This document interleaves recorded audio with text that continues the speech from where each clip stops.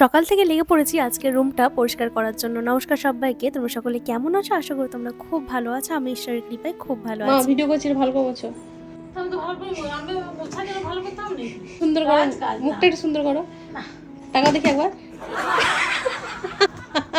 মা ওইদিকে সমস্ত খাটের উপরগুলো পরিষ্কার করছে, আর আমি এদিকে বালিশের খাবারটা খুলে আমার মাথার কাছে যে টেবিলটা থাকে সেটাই পরিষ্কারের কাজে লেগে গেলাম। আসলে এখানে যেহেতু অনেকগুলো বোর্ড থাকে, আমার যাবতীয় দরকারি, প্রিয় এবং পছন্দের জিনিসগুলো থাকে, তাই এখানটা পরিষ্কার করতে একটু বেশি সময় লাগে। চেষ্টা করি 10-15 দিন অন্তর অন্তর পরিষ্কার করার, তবে কখনো কখনো এর বেশি দিনও হয়ে যায়। ঘর যতই বন্ধ থাকুক না কেন, ধুলো কিন্তু ঠিক যে কোন দিক দিয়ে ঢোকে বোঝা খুব মুশকিল। বিশেষ করে আমার মাথার কাছের টেবিলটাতে এত পরিমাণে ধুলো যে কিভাবে হয় কে জানি।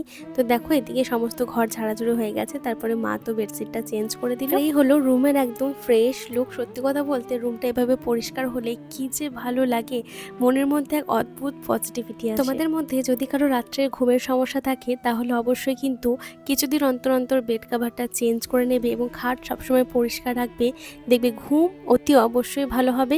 আর যদি একান্তই সারা রাত ধরে ঘুম না হয় তাহলে চেষ্টা করবে খাটের চাদরটা সাদা রঙের। আর এদিকে সব কাজকর্ম হয়ে যাওয়ার পর আজকে আমাদের 4 জনের জন্য হয়েছে 4 রকমের জলখাবার। মায়ের জন্য বানিয়ে দিলাম ওটস-চিলা, আর আমার দাদুর পছন্দ তো হলো গুড় আর দুধ মুড়ি, আর এদিকে বাবু আর আমি নিয়ে বসেছি মুড়ি আর ডিম সিদ্ধ।